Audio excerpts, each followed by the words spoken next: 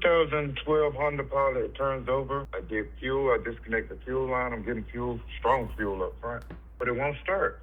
There's starter fluid in there. So there's plenty of fuel pressure when cranking, but it still doesn't start and run. Still don't start and run. There's no codes in the computer? Not one code. Was the vehicle sitting by chance?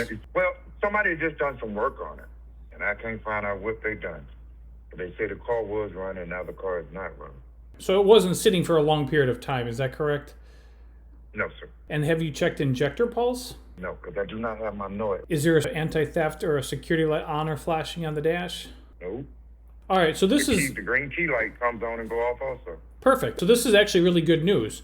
I'll tell you why, because we have a good diagnostic direction to go in. We got fuel pressure. We know it runs on starting fluid, so we know it's got compression. We know the timing's in sync, and all we have left to do is really check injector pulse.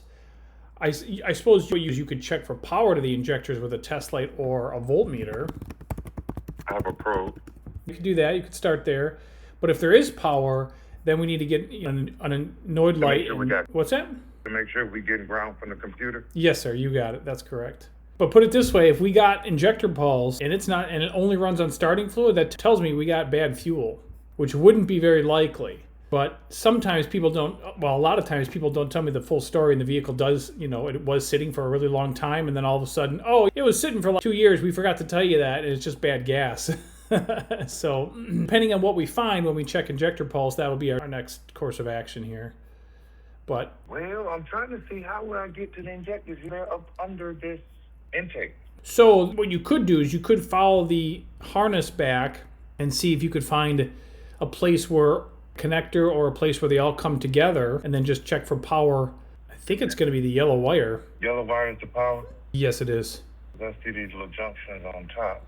Comes from your PGM-FI main relay number 1 under the hood. Next question is how I'm going to check for a negative fault. Well, unfortunately, either you're going to have to get to the injectors, or again, if you get to the harness, and what you'll have to do is you have to be clever, and you'll have to actually back probe one of the signal wires, either somewhere in the harness between the computer and the injectors, or right at the computer itself to check for a negative signal, a ground signal trigger from that PCM. Now you can use a test light or a low impedance light. I believe the signal is going to be very faint, and it would barely light a 12 volt test light if you hook it up backwards to the positive post of the battery, and then, even though I probably wouldn't even recommend doing that, but if you use a low impedance light, it would be a very faint signal, and it should blink as you crank. I can't do it off the coil pack. It's easy accessible. You can't do it where? The coil pack? Well, you could do it at the coil, but you have spark, right? Well, all I know is it run when I spray starter fluid. That's a good indication we have spark. In rare cases, it'll still run on starting fluid even if we don't have a spark, but that would be pretty rare. I've actually come across that.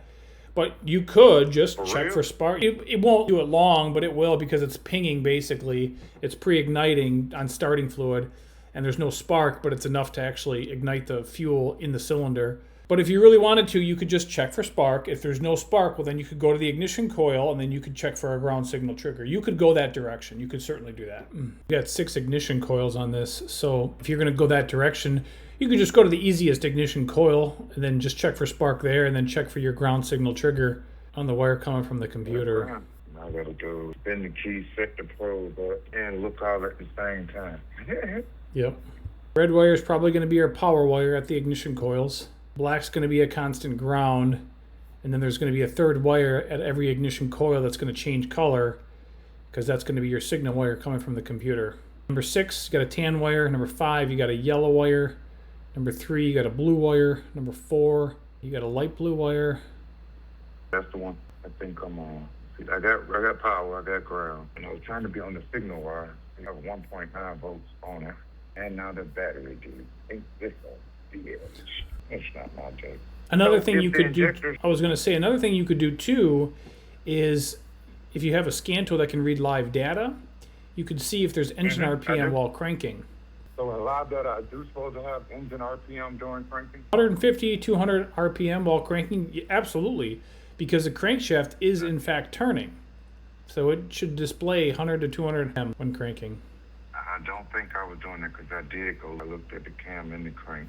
I did get some activity, I think the cam, but I think none on the crank. Oh, it's a problem. So that'll be the crankshaft position sensor, correct? Yes, sir. Lab data. All the way down here to RPM. So just on the normal RPM at the top? Depends on what scan tool you're using. What are you using? X2. I'm not familiar with that one, but it might. Does it show engine RPM at the top? Then I see. Or did you want me to look for the crank and the cam? Because this ain't here. Just engine RPM, because that should come right from the crank sensor. So just go ahead and crank it over and see what it says. Oh, you do have crank. Yes, two. In between 180 to 200. Perfect. So there we go. So I would suspect that you should have spark, and then you could also look at injector pulse in milliseconds when cranking, and it should give you some sort of reading. They should open up a little bit when cranking because the engine's going to need fuel. My guess would be 1.8 milliseconds, or depending on, I suppose, how cold the engine is, 4.5 milliseconds. Injectors. Anywhere from 17 to going down lower and lower. 16.6. When cranking? There you go. So now you just got to make sure you got power at the injectors. So where is that fuse located? Power comes directly from the PGM-FI main relay under the hood, and it powers up your injectors. Well, fuse number 19 powers up the PGM-FI main relay number 1 under the hood, and it also powers up other stuff as well. I would still probably just run the test just to make sure. Look for that yellow wire leaving the fuse box under the hood, and that goes over to the fuel injectors. Make sure there's battery voltage there. So that's going to be the direction we need to go, my friend. I'm going to let you go. I'm going to let you work on that, and I want you to reply back online. Let me know what you find. Let me know the results.